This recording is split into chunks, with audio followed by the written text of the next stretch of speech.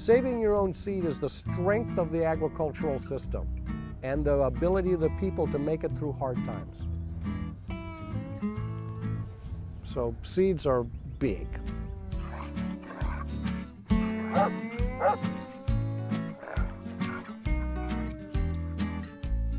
So here we are, we're picking tomatoes for seed.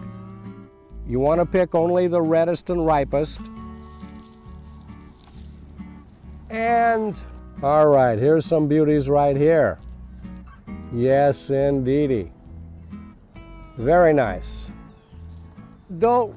Please don't eat all the seed tomatoes on your way back to processing them. They are delicious. Here, baby. You see, this is something you can do with your children from a very early age. And they may not understand everything that you're doing, but they see that you regard it.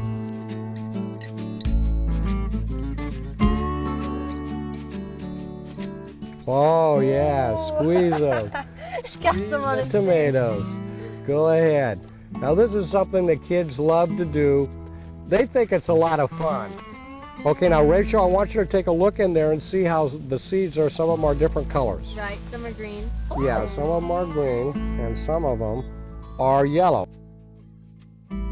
Now, what the process we're going to do now is separating those. The green ones are not good and they won't germinate. So here's what we do. We squeeze out all this juice. Oh, this is so much fun, isn't it, Gus? And we pour this juice into the jar. Okay, now add about that much water from the hose, a little bit more than that. Okay.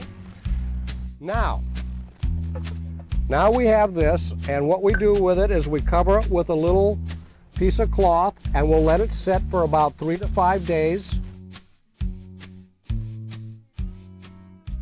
What we have here is the seeds that we squeezed out and added some water to about 5 days ago.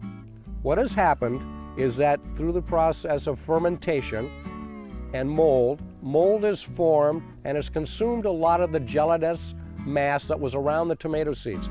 So don't be alarmed when you see that moldy top on there. Now, the good tomato seeds have sunk and they're on the bottom. They're on the bottom, and what we're going to do is we're going to pour off the moldy scum on the top and the juice and in the strainer and rinse out the seeds and let them dry, and we'll have seeds for the next season. There you go. Okay, now go ahead and rinse it out.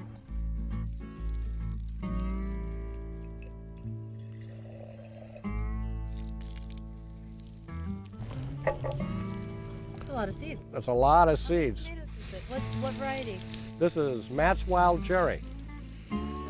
They survived one of the worst tomato blights we've ever had. So what you want to do is give these seeds a good rinsing.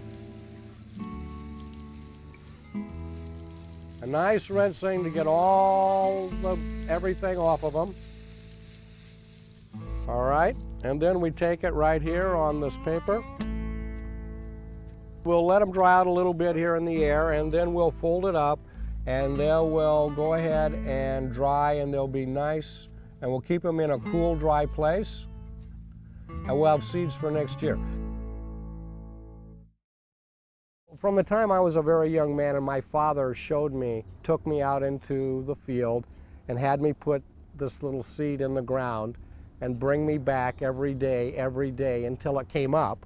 And when it came up, what I thought at that young, tender age was that I was magic. I thought I had the power to actually create life. Now, I really didn't create that seed, but I was part of my own food chain. And I believed that I could always grow enough food to survive since I was a very young child, not based on the fact that I've done it, but based on the fact that my parents taught me I could do it. You see, this is why the seed is what we teach our children. And so it's a metaphor for civilization in itself. And so when we teach our children to recycle, to save their own seeds, to grow their own food, we're really talking to them about an ideal of civilization that's based on self-sufficiency, individual sovereignty and actually freedom.